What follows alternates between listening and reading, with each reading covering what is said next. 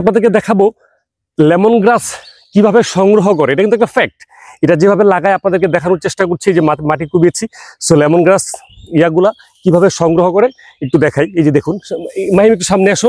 এই যে দেখুন, এটা একটা গুচি একদম। এই যে দেখুন, এখানে আপনার ছোট্ট একটা কুড়ি হচ্ছে, এইটা আবার বড় হয়ে এটার মতো হয়ে যাবে।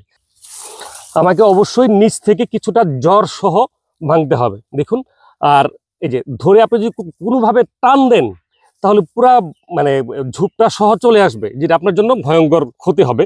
এটাকে এইভাবে নিয়ে একটু নিচের দিকে নামিয়ে একটা শব্দ হবে ছোট করে, তারপর একটা মুচড় দেওয়া।